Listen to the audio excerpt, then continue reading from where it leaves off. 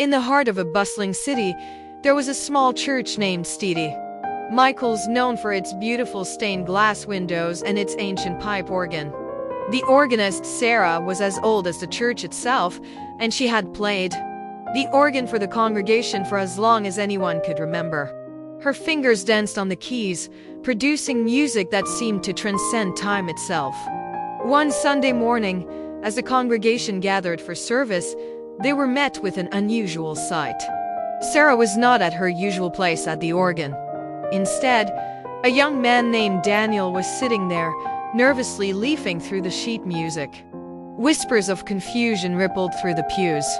As the service began, Daniel hesitated for a moment, then placed his fingers on the keys and began to play. The sound that emanated from the organ was unlike anything the congregation had ever heard. It was raw and powerful, as if the music itself had a life of its own. The congregation listened in awe as the music filled the church. It was as if the organ had been waiting for Daniel's touch all along, and now it was finally free to express itself. The music told a story of liberation, of breaking free from the chains of the past and embracing a new beginning. As the last notes of the music echoed through the church, there was a profound silence. Then, one by one, the congregation rose to their feet and began to clap. They had witnessed something truly extraordinary, and they couldn't contain their joy and amazement.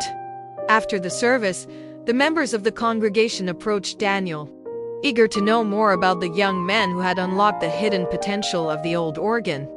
Daniel explained that he had been a troubled youth, lost and searching for meaning in life.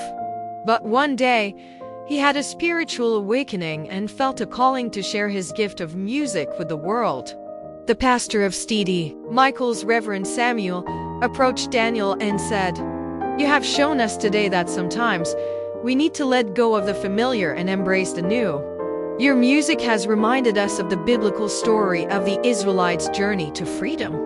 Reverend Samuel went on to tell the congregation the story of the Israelites' exodus from Egypt. He spoke of how they had been enslaved for generations but had found their freedom through faith and perseverance. Just as the Israelites had crossed the Red Sea to the sound of freedom, the congregation had experienced a moment of liberation through Daniel's music.